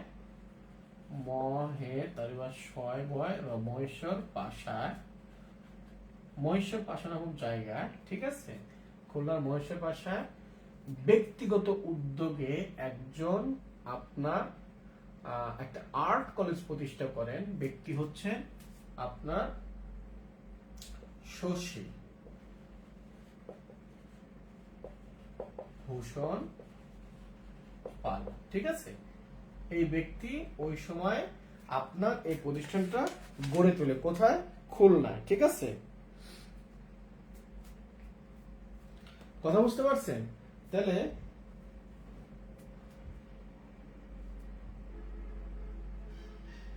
1904 সাল বুঝতে পারতেছেন? তার মানে কি এই 1904 সাল। তবে এটা আপনারা ভুল করেন না যেন, হ্যাঁ। বাংলাদেশে প্রাতিষ্ঠানিক শিল্প শিক্ষা শুরু হয় কত সালে, তাহলে আপনি কিন্তু এটা দিবেন না, আপনি 1948 সালটাই দিবেন। এটা দিবেন কখন? যখন আপনাকে এই যে মহেশ্বর পাশার কথা বলবে বা শশীভূষণ পাল ব্যক্তিগত উদ্যোগে কত সালে আপনার এই প্রতিষ্ঠান গড়ে তোলে, সেটা আপনি তখন কি করতে পারেন? দিতে পারেন, ঠিক আছে। তাহলে নাম কি ছিল? নাম ছিল হলো মহেশ্বর পাশা স্কুল অফ আর্ট। নামটা তো কি,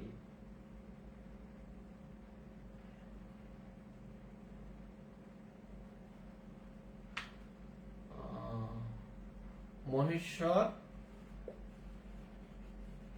পাশা স্কুল অফ আর্ট। আমি জানি না নামটা সঠিক লিখলাম কিনা আমি, তবে আমার যতটুকু মনে পড়ে আমি এইটুকু ঠিক লিখছি, মানে এইটুকু কথা ভুলে গেছি আমি, বুঝছেন। আমার আউট অফ মাইন্ড হয়ে গেছে জিনিসটা। তবে ঠিক হওয়ার কথা, মহেশ্বর পাতা স্কুল অফ আর্ট এই প্রতিষ্ঠা করে শশীভূষণ পাল। কোথায়? খুলনায় মহেশ্বর পাশায় 1904 সালে। হ্যাঁ ঠিক আছে, এইটুকু লিখলেই চলবে, বা এইটুকু লিখলে আপনাদের ঠিক আছে। হ্যাঁ, থ্যাংক ইউ অর্ণব কথাটা মনে করে দেওয়ার জন্য। ঠিক আছে, থ্যাংক ইউ। আচ্ছা, আমি কিছু একটা বলতে যাচ্ছিলাম, মাঝখানের কথাটা চলে আসাতে আমি কথার খেয়ে হারায় ফেলছি। হ্যাঁ হ্যাঁ হ্যাঁ হ্যাঁ, এই তো এখানে এই জিনিসগুলো আপনারা একটু ইয়া করে নেবেন। তাহলে এখানে অধ্যক্ষ হিসেবে নিয়োগ পেয়েছিল হলো আপনার শিল্পাচার্য জয়নুল আবেদিন। আচ্ছা, তারপরে দেখেন, তারপর এখানে এই যে একটা জিনিস দেখেন যে প্রথমে কারা শিক্ষক হিসেবে এখানে জয়েন করেছিলেন তাদের নাম দেওয়া আছে। যেমন এখানে নাম দেওয়া আছে হলো আনারুল হক, খাজা শফিক আহমেদ, কামরুল হাসান, সৈয়দ আলী আহসান ও শফিকুল আমিন, যাদের নাম আগে আমি অলরেডি বলেছি। আচ্ছা, প্রত্যেকে কলকাতা আর্ট স্কুলে পড়েছেন। জয়নুল আবেদিন, আনারুল হক, শফিউদ্দিন আহমেদ কলকাতা আর্ট কলেজের শিক্ষক হিসেবে নিয়োগ ছিলেন। তাহলে কলকাতা আর্ট স্কুলের শিক্ষক হিসেবে কে কে ছিলেন? জয়নুল আবেদিন, আনারুল হক ও শফিউদ্দিন আহমেদ, তারা কি ছিল? কলকাতা আর্ট স্কুলের অলরেডি শিক্ষক ছিলেন। আচ্ছা, গুরুত্বপূর্ণ বিষয় হচ্ছে যে এখানে 2 বছর পরে শিক্ষক হিসেবে জয়েন করেন কে? মোহাম্মদ কিবরিয়া। তাহলে যদি বলে এখানে এখানে প্রশ্ন এভাবে আসতে পারে যে বাংলাদেশে শিল্প শিক্ষা বা আর্ট কলেজ প্রতিষ্ঠার 2 বছর পরে শিক্ষক হিসেবে জয়েন করেন নিচের কোন শিল্পী? আশা করি তখন যেন আপনারা ভুল না করেন। শিল্পী কে হবে? শিল্পী হবে মোহাম্মদ কিবরিয়া। 5 পৃষ্ঠা চলে আসেন, পৃষ্ঠা 5 পার্ট 6, আমরা ওখানে যাব।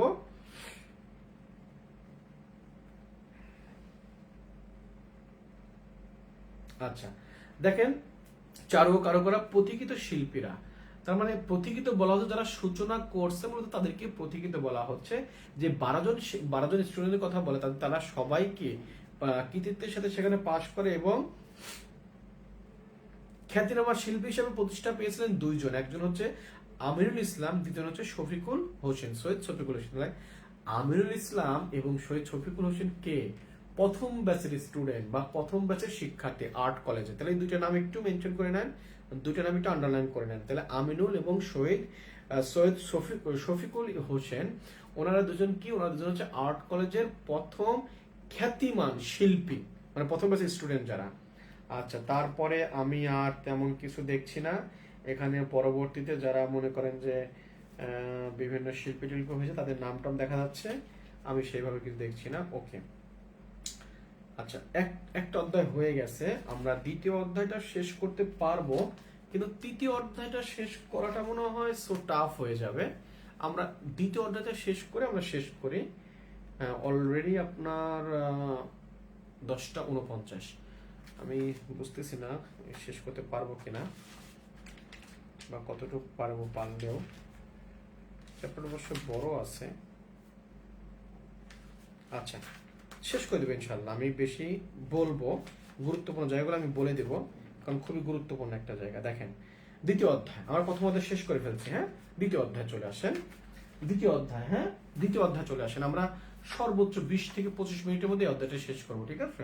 আমরা মোটামুটি 1 ঘন্টা 10 থেকে 15 মিনিট ক্লাসটা কন্টিনিউ করবো, কারণ অনেক রাত হয়ে যাচ্ছে। আজকে রাতে আপনাদের কষ্ট দেওয়ার জন্য আমি আন্তরিকভাবে দুঃখ প্রকাশ করছি, কথা বাড়াবো না। দেখেন এখানে একটা ছবি দেওয়া আছে, এই ছবিতে মূলত যেটা বলা হচ্ছে সেটা হচ্ছে যে জয়নুল আবেদিন ফ্রান্সের একটা রেস্টুরেন্টে খাইতে গেছে, ওয়েটার ইংলিশ বুঝে না আর জয়নুল আবেদিন ফ্রেঞ্চ পারে না, তো তাকে কি করে অর্ডার করবে? তখন তিনি কি করছে, এগুলো আঁকতে দেখেন, গরু একে গরুর এই যে লেগ, সেই লেগ বোঝাইছে, লেগটা হচ্ছে কি করতে হবে? সিদ্ধ করতে হবে। মাছ যেটা সেটা ফ্রাই করতে হবে, মুরগির ডিম সেটাও ফ্রাই করতে হবে। এখানে আপনার চা চলবে, কফি চলবে, কোল্ড ড্রিঙ্কস চলবে, কিন্তু মদ চলবে না। মদে দেখেন ক্রস চিহ্ন দেওয়া আছে, ঠিক আছে? একটা ইন্টারেস্টিং একটা ব্যাপার, এটা খুব মজার একটা জায়গা ছিল, ঠিক আছে? ওকে, আমি পড়ায় চলে যাই সরাসরি। দেখেন এখানে যে বাইসনের যে একটা ছবি দেওয়া আছে, এই বাইসনের ছবির ঠিক দেখেন পাশে লেখা আছে মুক্তির উপায় হিসাবে জাদু বিশ্বাস নিয়ে পাহাড়ের গায়ে বিচিত্র আঁচড় কেটে ছবি একে সংঘবদ্ধ হয়ে সেই সব প্রতিকূলতাকে জয় করেছে। তাহলে মুক্তির উপায় হিসেবে জাদু বিশ্বাস, এই যে জাদু বিশ্বাস তার মানে কি? এই যে যারা আদিমকালের মানুষ তারা যে গুহায় ছবি আঁকছে, কেন ছবি আঁকছে? তাহলে কি এখানে জাদু বিশ্বাসটাকে আপনার ওভাল মার্ক করে ফেলেন, জাদু বিশ্বাসটাকে কি করেন? ওভাল মার্ক করে ফেলেন জাদু বিশ্বাসটাকে, এবং জাদু বিশ্বাস কেন? মুক্তির উপায় হিসাবে। ওকে, তাহলে তারা জাদু বিশ্বাসের উপর ভিত্তি করে তারা কি করছে? ছবি আঁকছে। কোথায়? পাহাড়ের গায়ে। হ্যাঁ, ওকে। সেকেন্ড প্যারা দেখেন লেখা আছে 1879 সালের কথা, স্পেনের উত্তরাঞ্চলে সাউটুলা নামে এক জমিদার বাস করতেন। এই সাউটুলা নাম যেটা, এই নামটা একটু সাউতুলা বলে অনেকে, সাউটুলা এখানে লেখছে।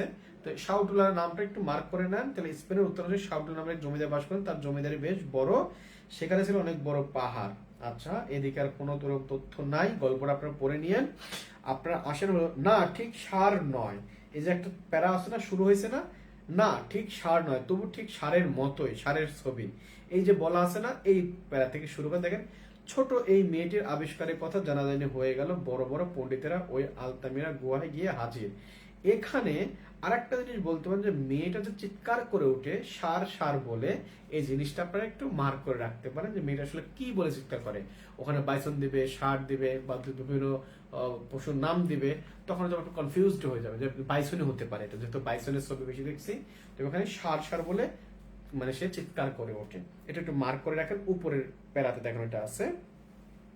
আচ্ছা, বড় বড় পণ্ডিতেরা ওই আলতামিরা গুহায় গিয়ে হাজির। আলতামিরা গুহার কথা আসতেছে, তারপরে আদিম মানুষেরা আঁকা প্রথম যে ছবি আবিষ্কার হয়েছিল তার বয়স প্রায় 20,000 বছর। ওই প্যারাতে দেখেন পরের লাইনে, এটা একটু মার্ক করেন, এটা একটু মার্ক করেন। তাহলে আদিম মানুষের আঁকা প্রথম যে ছবি আবিষ্কার হয়েছিল তার বয়স প্রায় 20,000 বছর। তার মানে কি প্রথম ছবির বয়স কত ছিল? 20,000 বছর। স্পেনের আলতামিরা, ফ্রান্সের লামুতে, এই যে ফ্রান্সের লামু, এটা কিন্তু নতুন, আমরা কিন্তু লামু পড়ি নাই, আমরা পড়ছি কি মানে মানে ফ্রান্সের হলো আমরা পড়ছি হলো লেস্কো গুহা, আর আমরা পড়ছি হলো ফ্রান্সের হলো ফন দা গুমে পড়ছি, তাই না? কিন্তু এখানে লামু দেখেন একটা মানে গুহার নাম, আসলে এটা একটু মার্ক করে নিন, এটা নতুন আসছে। তাহলে ফ্রান্সের লামু এবং লেস্কো গুহাগুলোর পাওয়া গেছে এর অস্তিত্ব। জীবনযাপন ও জীবন ধারণের তাগিদে তারা ছবি আঁকাও শিখেছে, তারা মনের ভাব প্রকাশ করেছে ইশারা বিভিন্ন চিত্রকে। এই যে তারা আদিমকালের মানুষ মনের ভাব প্রকাশ করছে কিভাবে, তাহলে এখানে চিত্র এঁকেটা এটাকে বেশি গুরুত্ব দিবেন, কারণ চিত্র যেহেতু চিত্রকলা পড়তেছি, তোমার চিত্রটাকে বেশি তারা কি করবে, পাইট দিবে। ইশারা সেটা আছে, কিন্তু চিত্রকলাটাও একটা কি মাধ্যম ছিল। আচ্ছা, এই যে এমন সময় 1895 স্পেনে আবিষ্কার হলো আরো একটি গুহা। এই তথ্যটা আমি অনেক জায়গায় অনেকভাবে খোঁজ করার চেষ্টা করছি, বাট আমি পাইনি। আসলে আমার কাছে যে রিসোর্স গুলো আছে, কি কমেন্ট করলে কিছু বুঝলাম না। যাক, আমার কাছে যে রিসোর্স গুলো আছে সেই রিসোর্স থেকে আমি খুঁজে টুজে দেখছি যে আমি এই সম্পর্কে কোনো তথ্য পাচ্ছি না। তো আপনারা এটা মাথায় রাখেন যে 1895 স্পেনে আর একটা গুহা পাওয়া গেছে, কিন্তু গুহার নামটা ওখানে মেনশন করেননি। শেষের লাইনে দেখেন বোঝা যাচ্ছে ভাব প্রকাশের মাধ্যম হিসেবে প্রথম ছবির ব্যবহার শুরু করেছিলেন কারা? সেই আদিম মানুষেরাই। আদিম মানুষেরাই কি ভাব প্রকাশের মাধ্যম হিসেবে ছবির ব্যবহার কি শুরু করেছিলেন, ঠিক আছে? আচ্ছা, এখানে একটা সময়কাল দেওয়া আছে, বলতেছে যে এখানে বলতেছে যে আর পণ্ডিতেরা আনুমানিক হিসেব করে বলেছেন কোন কোন ছবির বয়স খ্রিস্টপূর্ব 10,000 থেকে 30,000 বছর পর্যন্ত। খ্রিস্টপূর্ব 10,000 থেকে 30,000 বছর পর্যন্ত। একটা জিনিস দেখেন, খ্রিস্টপূর্ব যখন বলবেন, ঠিক আছে, তখন বেশি থেকে কমবে, কিন্তু কমা থেকে বাড়বে না, কথা বুঝছেন? তো এই জিনিসটা যাই হোক, তারা কিভাবে এখানে বলছে জানি না আমি। আচ্ছা, ছবির নিচের গল্পটা দেখেন, ছবির নিচে যে লেখা, ওই যে সেই বন্য প্রাণীর ছবি আছে, সেখানে যে লেখা আছে সেখানে লিখছে ভাব প্রকাশের প্রথম বাহন হিসাবে আদিম মানুষ ছবিকেই বেছে নিয়েছিল। এটা অলরেডি আগের ইয়েতে বলছি আমি, কিন্তু আগের কথাটা কিন্তু এটা বলছি অলরেডি, যে ভাব প্রকাশের মাধ্যম হিসাবে তারা ছবিকেই বেছে নিয়েছিল। এটা কিন্তু শুধু শুধু বলছে, এটা কিন্তু আপনাদের মার্ক করার জন্য বলতেছি, হ্যাঁ? ওখানে আর কিছু নাই। নিচে দেখেন ওই যে বক্সের উপরে কাজ, চিত্রকলা যে আন্তর্জাতিক ভাষা 10টি বাক্যে তা প্রকাশ করো, কাজের উপরে ঠিক বলা যাচ্ছে এখানে। তাই একমাত্র ছবি বা চিত্রকলা ভাষা দিয়ে পৃথিবীর যে কোনো দেশ, যে কোনো জাতির, যে কোনো মানুষের সংস্কৃতি, প্রাকৃতিক পরিবেশ আমরা সহজেই বুঝতে পারি। এই কারণে বলা যেতে পারে চিত্রকলাই হচ্ছে আন্তর্জাতিক ভাষা। তাহলে আন্তর্জাতিক ভাষা বলতে চিত্রকলাকে কিন্তু বোঝানো হয়। মূলত এখানকার মূল আলোচ্য বিষয় হচ্ছে যে চিত্রকলা, সেটা জয়নুল আবেদিনের ছবি আঁকা থেকে শুরু করে এখন পর্যন্ত যত আলোচনা আসছে, সব আলোচনার বিষয়বস্তু হচ্ছে যে চিত্রকলা হচ্ছে একটা ইউনিভার্সাল একটা কি ল্যাঙ্গুয়েজ, হ্যাঁ? যে আমার ভাষা, মায়ের ভাষা, মাতৃভাষা, আমার দেশের ভাষা অন্য কেউ না বুঝলেও চিত্রকলার ভাষা সবাই বোঝে। আমার ভাষা গান কেউ বুঝবে না, গান কিন্তু কেউ বুঝতে চাবে না, গান বুঝবে না, কারণ গান তো ভাষায় প্রকাশ করা হয়, কিন্তু ছবির তো কোনো ভাষা নাই। ছবি হচ্ছে সবাই বুঝে ছবি, ঠিক আছে? তো এখানে যাই হোক, এখানে এর বেশি এর বাইরে কোনো তথ্য এভাবে পাইনি। এই যে পার্ট 3 পৃথিবী বিখ্যাত শিল্পী ও শিল্পকর্ম,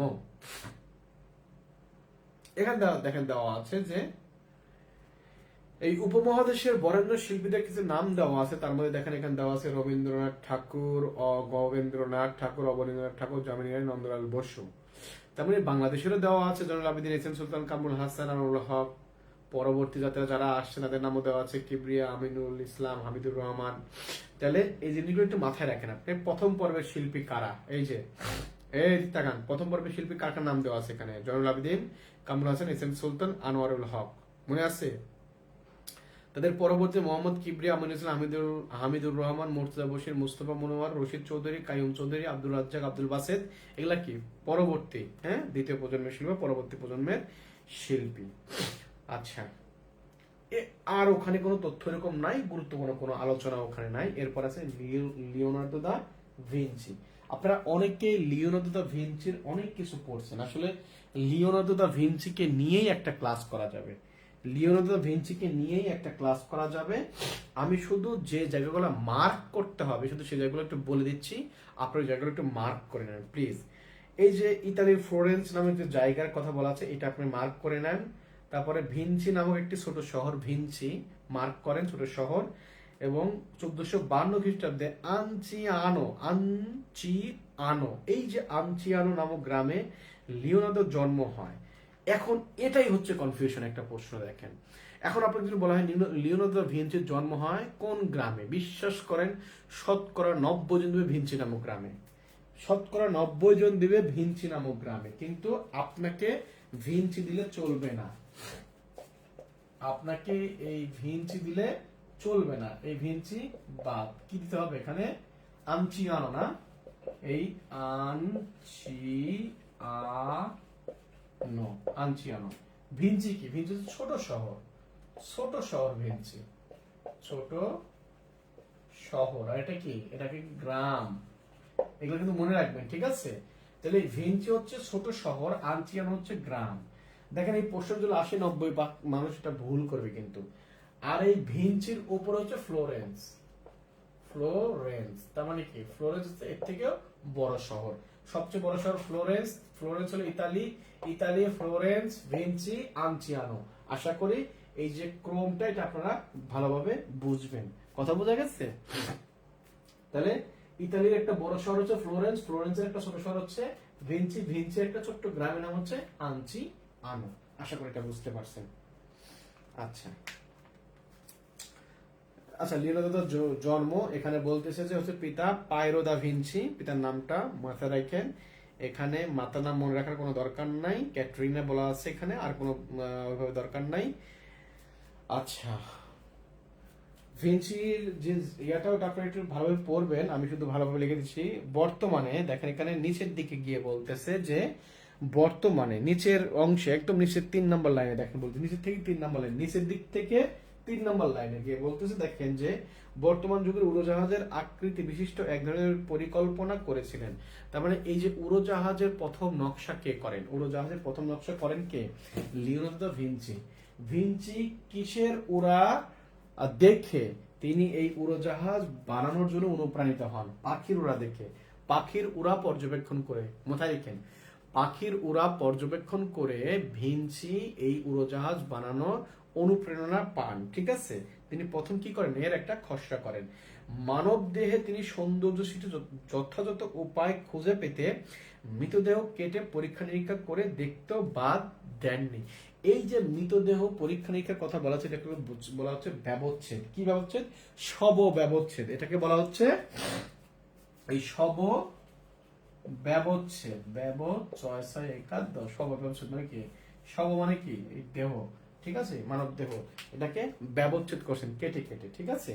আর এই কেটে কেটে এগুলা ব্যবচ্ছেদ করতে গিয়ে তিনি মানুষের শরীরে যে অ্যানাটমি, মানে যে কঙ্কাল তন্ত্র, এই কঙ্কাল তন্ত্রে তিনি সুন্দর কি করেন? ব্যাখ্যা উপস্থাপন করেন, যেটা মেডিকেল সায়েন্সের জন্য সবচেয়ে উপযোগী ছিল। তাহলে মেডিকেল সায়েন্সে লিওনার্দো দা ভিঞ্চির মানে মানে অবদান কি ছিল? কঙ্কাল তন্ত্র। ঠিক আছে, মনে থাকবে।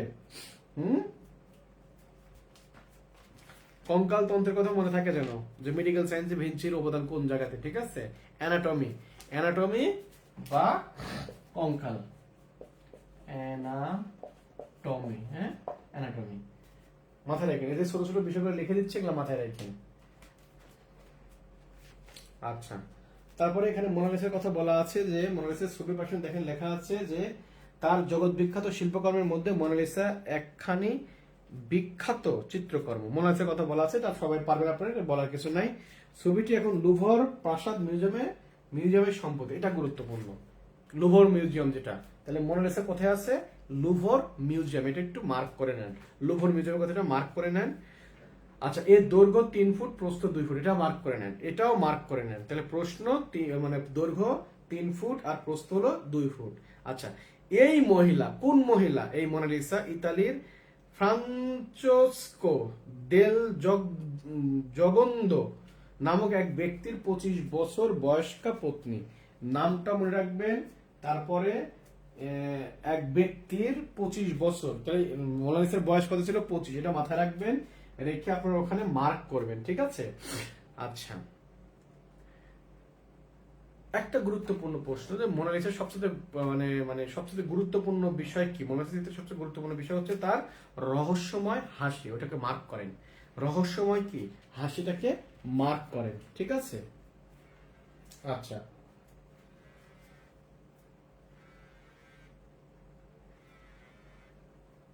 আচ্ছা, উল্লেখযোগ্য হচ্ছে, আচ্ছা এখানে অ্যাডোরেশন অফ দ্য কিংস, তার অন্যান্য শিল্পকর্মের কথা বলা আছে। Adoration of the Kings, Virgin of the Rocks, Madonna, শিশু ও সেন্ট অ্যানি। এই শিশু ও সেন্ট অ্যানি এটা কোনো নতুন, এটা নতুন আসছে, এটা মাথায় রাখবেন। তারপরে তিনি বলছেন 1519 খ্রিস্টাব্দে 2রা মে 67 বছর বয়সে এই মহান শিল্পী মহাপ্রস্থান করেন। তাহলে কত বছর বয়সে মারা যান? 67 বছর বয়সে। তো এইভাবে মোটামুটি লিওনার্দো দা ভিঞ্চির কথা শেষ হতে পারে। এরপরে কয় মিনিট হয়েছে ক্লাসটা? 56 মিনিট হয়েছে ক্লাসটা, 56 মিনিট হয়েছে ক্লাস।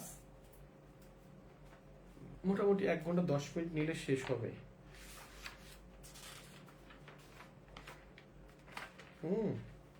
আচ্ছা,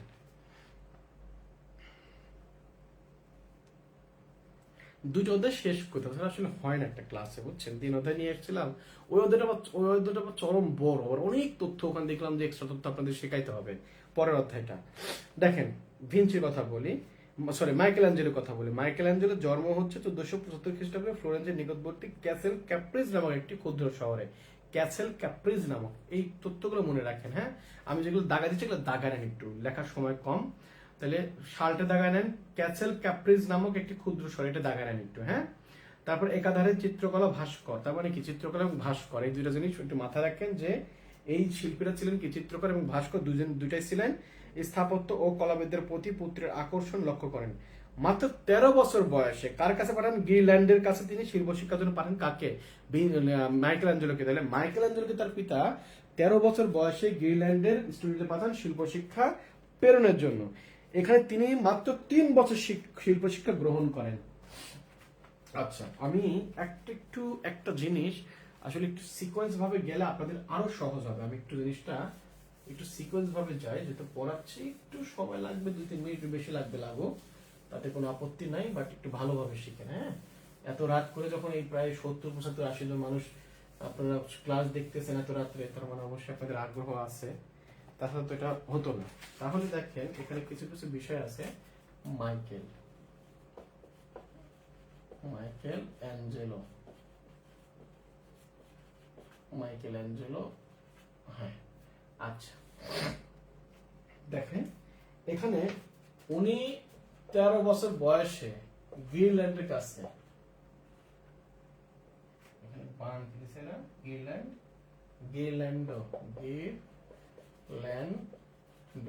গ্রিনল্যান্ডের কাছে কি জন্য পাঠান? শিল্প শিক্ষা প্রদানের জন্য পাঠান।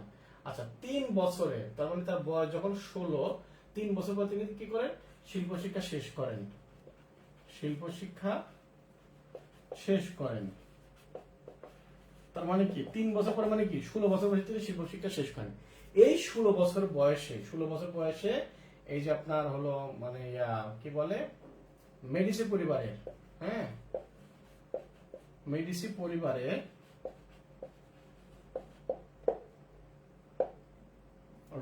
লরেন্স দা মেডিসি,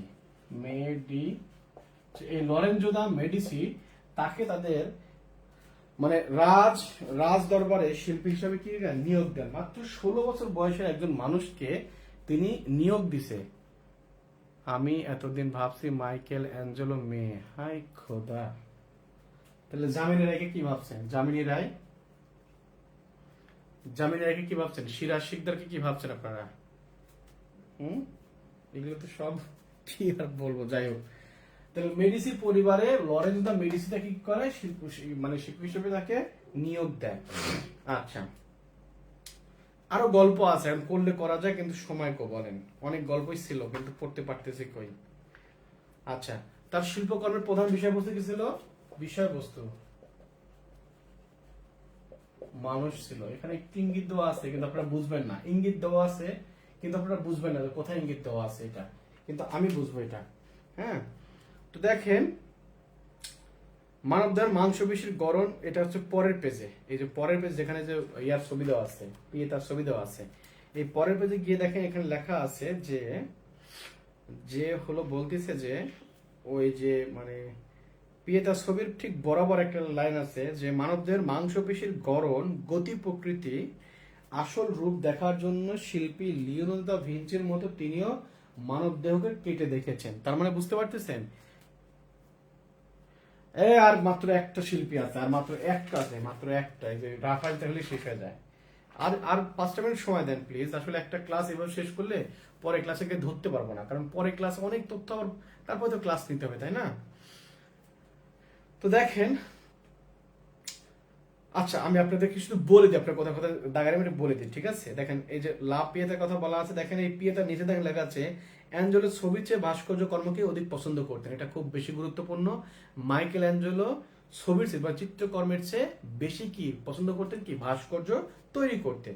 ভাস্কর্য কর্মের জন্য তিনি অধিক বিখ্যাত, কারণ ভাস্কর্যের জন্য তিনি অধিক কি বিখ্যাত, চিত্রকর্মের জন্য না। আচ্ছা, তার পিয়েতা ভাস্কর্য জগতে এক অবিনশ্বর সৃষ্টি। তাহলে মাইকেল অ্যাঞ্জেলোর অবিনশ্বর সৃষ্টি কোনটি? মাইকেল অ্যাঞ্জেলোর অবিনশ্বর সৃষ্টি কোনটি? পিয়েতা ভাস্কর্য। মূর্তিটা এখন রোমের সেন্ট পিটার্স গির্জার সম্পত্তি। তার মানে কি, এই যে এটা সেন্ট পিটার্স গির্জায় আছে, এটা সেন্ট পিটার্স গির্জায় আছে, একটু মার্ক করে নেন, একটু মার্ক করে নেন প্লিজ। হ্যাঁ, আচ্ছা, ডেভিড মূর্তি ফ্লোরেন্সের একাডেমিতে। ডেভিডও কি তার একটা মূর্তি, কিন্তু বন্ড স্লেভ, এই যে নতুন একটা নাম পেলেন বন্ড স্লেভ, এটা একটু মাথায় রাখেন, বন্ড স্লেভ, এটা আছে লুভর মিউজিয়ামে, ঠিক আছে? আচ্ছা, ভাটিকান সিটি সিস্টেম চ্যাপেলে তিনি আঁকছেন, কি আঁকছেন তিনি? তিনি বিশাল ছবি আঁকছেন, এগুলো ডিটেলস আপনাদেরকে পড়াইছি, আমি তারপরে বলে দিচ্ছি যে তিনি সেখানে ক্রিয়েশন অফ অ্যাডাম নামে একটা ছবি আঁকছেন। ক্রিয়েশন অফ অ্যাডাম কোথায় আঁকছেন? সিলিং এ।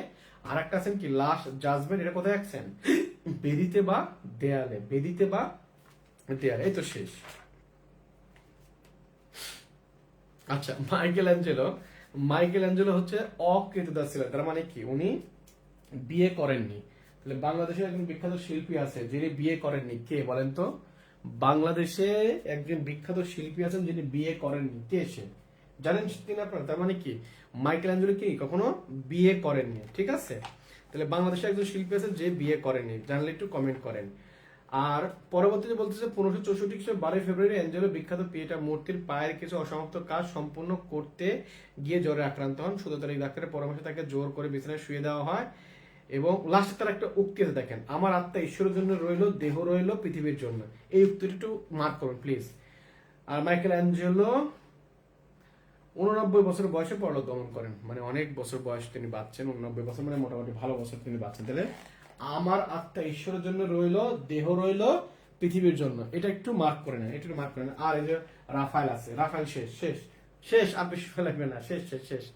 হ্যাঁ, তাহলে এই যে বলতেছে আমার আত্মা ঈশ্বরের জন্য রইল, দেহ রইল পৃথিবীর জন্য, এই উক্তিটি কার? তখন বলবে Michelangelo, Raphael, Socrates, Plato. তখন দেখবেন অনেকেই বলবে প্লেটোর, এটা মনে হয় সক্রেটিসের মনে হয় এটা, এরকম বলবে। যাই হোক, রাফায়েলের কথা বলতেছি। রাফায়েল আরবিনো নামক একটি পার্বত্য শহরের 1483 খ্রিস্টাব্দে গুড ফ্রাইডে তো তিথিতে রাত্রি 9টায় জন্মগ্রহণ করেন। এগুলো সবই মনে রাখতে হবে আপনাকে। তাহলে এই যে রাফেল আরভিনো নামক যে শহরের কথা বলা আছে, পার্বত্য শহর, সেটার কথা বলা রাখতে হবে, গুড ফ্রাইডে, এটা মনে রাখবেন। তার পিতা ছিল জিওভানি সান্তিও, ছিলেন একজন চিত্রশিল্পী। এটার নামটা মনে রাখা খুবই গুরুত্বপূর্ণ, ভেরি ভেরি ইম্পর্টেন্ট। ওটা আপনার ইম্পর্টেন্ট দিয়ে নেন, ভেরি ভেরি ইম্পর্টেন্ট। জিওভানি সান্তিও ছিলেন একজন চিত্রশিল্পী ও সংস্কৃতি সম্পূর্ণ মানুষ। আসলে অনেক কিছুই পড়ানোর ছিল, কিন্তু সময়ের অভাবে এগুলো কোনো কিছু পড়াতে পারলাম না। আমি এমনিতেই নিয়ত করছিলাম যে আজকের ক্লাসটা প্রায় 2 ঘন্টা ক্লাস হবে, কিন্তু যেহেতু অলরেডি আমাকে ওদিকে নষ্ট করে দিতে সময়টা। আচ্ছা আচ্ছা, রাফাল তার পিতার কাছে যখন 10 বছর বয়সে তিনি পিতার আঁকা ছবির উপরে তুলে আঁকতে আঁকা লাভ করেন, এটা লিখে নেবেন। জিওভানির 16 বছর বয়সে তাকে তৎকালীন খ্যাতিমান শিল্পী পেরুজিনের নিকট প্রেরণ করেন। এই যে পেরুজিন, এটা আপনার মনে রাখতে হবে। তাহলে এই যে আপনার ভিঞ্চি, ভিঞ্চির শিক্ষককে, এই যে ভিঞ্চির শিক্ষক হচ্ছে ভ্যারিচি। এই জিনিসগুলো আপনাকে মনে রাখতে হবে কিন্তু, ঠিক আছে?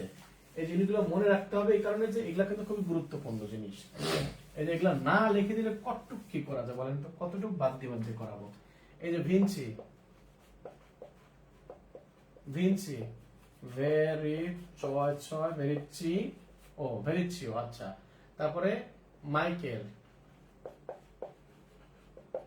গির ল্যান্ড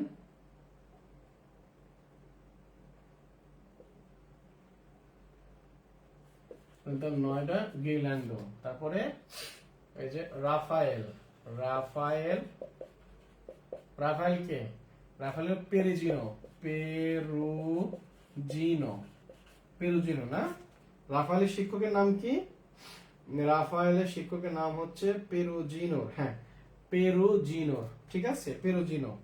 তাহলে এই যে দেখেন কি এগুলো বলেন তো, শিক্ষক, কার শিক্ষক এগুলা? এক একজনের শিক্ষক। এখান থেকে একটা প্রশ্ন আসতে পারে, এখান থেকে একটা কোশ্চেন আসতে পারে, কমন আসতে পারে আপনাদের জন্য। তাহলে ভিঞ্চি শিক্ষককে, ভিঞ্চি শিক্ষক হচ্ছে ভ্যারেচিও, মাইকেলাঞ্জেলো শিক্ষক হচ্ছে গিরল্যান্ডো, আর রাফায়েলের শিক্ষক হচ্ছে পেরুজিনো। তো এই যে আপনাদের জিনিসগুলো আসলে কতটুকু না লিখে পার করবো বলেন, তারপরেও চেষ্টা করতেছি যতটুকু সম্ভব। আচ্ছা, মাত্র 3 বছরে সেখানে তার একাগ্রতা এবং অধ্যবসায়ের ফলে খুব অল্প সময়ের মধ্যে শিল্পী সমাজে তার নাম ছড়িয়ে পড়ে। তার মানে দেখেন এখানে মাইকেলাঞ্জেলো 3 বছর বয়সে তিনি শিল্পী হিসাবে নিজেকে প্রমাণ করেন। আবার এখানে দেখেন যে রাফায়েল, তারও কিন্তু 3 বছরের মধ্যে শিল্প শিক্ষা কি হয়, শেষ হয়ে যায়, ঠিক আছে। আচ্ছা, এখানে একটা জিনিস দেখেন যে 13 বছর বয়সে পাঠানো হয় কাকে? 13 বছর বয়সে পাঠানো হয় মাইকেলাঞ্জেলোকে, 10 বছর বয়সে পাঠানো হয় রাফায়েলকে। এই যে কম্পেয়ার করে পড়াশোনা, এটা একটু করবেন, তাহলে তথ্যগুলো বেশি মাথাতে থাকে এবং ঢুকে মাথাতে, হ্যাঁ এটা মাথায় রেখেন আপনারা। আচ্ছা, এখন এখানে বলতেছে যে রাফায়েলের ছবির পাশে দেখেন লেখা আছে, রাফায়েলের সর্বোচ্চ মূল্যবান উদ্ভাবন হলো ছবি আঁকার বিষয়বস্তু সঠিকভাবে সাজানো। এই যে জিনিস একটু মার্ক করেন প্লিজ, এটা মার্ক করেন। রাফায়েলের সর্বোচ্চ মূল্যবান উদ্ভাবন ছবি হলো, এই যে রাফায়েলের যে ছবিটা দেওয়া আছে না, ছবি ঠিক বাম পাশেই এটা লেখা। রাফায়েলের সর্বোচ্চ মূল্যবান উদ্ভাবন হলো ছবি আঁকার বিষয়বস্তু সঠিকভাবে সাজানো। এই সাজানোটাই হচ্ছে, এই যে সঠিকভাবে সাজানো, এই সঠিক ভাবে সাজানো, এটাই হচ্ছে কি কম্পোজিশন, ঠিক আছে, এটাই হচ্ছে কম্পোজিশন। এই যে সঠিকভাবে সাজানোর কথা বলা আছে না, কম্পোজিশন। তার মানে কি, মানে বলতে রাফায়েলের সর্বোচ্চ মূল্যবান উদ্ভাবন হলো কি, রাফায়েলের সর্বোচ্চ মূল্যবান উদ্ভাবন হচ্ছে এই যেটা, কথা বুঝতে পারছেন? সঠিকভাবে সাজানোটা হচ্ছে কম্পোজিশন, ওকে। আচ্ছা, এখানে দেখেন রাফায়েলের ছবির নিচে দেখেন লেখা আছে শেষ প্যারায়, একদম শেষ প্যারায়, রেনেসাঁস যুগের লিওনার্দো, মাইকেলাঞ্জেলো, রাফায়েল, এই 3 মহান শিল্পী বৈজ্ঞানিক দৃষ্টিভঙ্গি দিয়ে ছবি আঁকা আরম্ভ করেন। এই যে মানে টার্মটা, এটা মার্ক করেন, বৈজ্ঞানিক দৃষ্টিভঙ্গি, এটা মার্ক করেন। একদম শেষে দেখেন, মানে বইয়ের একদম শেষের যে লেখা আছে, রেনেসাঁস যুগের লিওনার্দো, মাইকেলাঞ্জেলো, রাফায়েল, এই 3 মহান শিল্পী বৈজ্ঞানিক দৃষ্টিভঙ্গি দিয়ে ছবি আঁকা আরম্ভ করেন। তারা আলো ছায়া ও পরিপ্রেক্ষিত অনুশীলন করে পরবর্তী রেনেসাঁ চিত্ররীতির মধ্যে নতুন দীপ্তি দান করেন। তাহলে নতুন দীপ্তি দান করার জন্য তারা কি করছেন? আলো ছায়া এবং পরিপ্রেক্ষিত। বাবারে বাবা, গলা শুকায় গেছে, দাঁড়ান।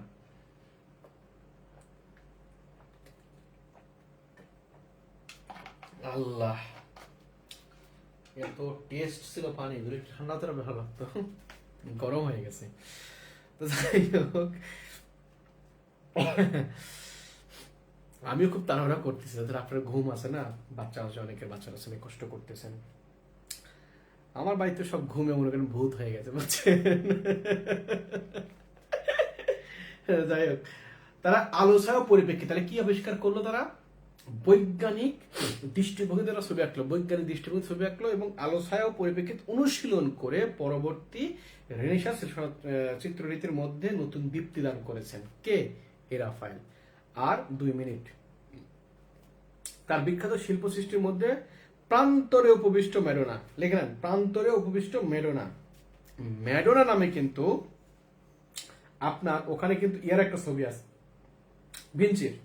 হ্যাঁ, ভিঞ্চি কিন্তু ম্যাডোনা, শুধু ম্যাডোনা নামের একটা ছবি আছে। কার? ভিঞ্চির। শুধু ম্যাডোনা নামে কার একটা ছবি আছে? ভিঞ্চির।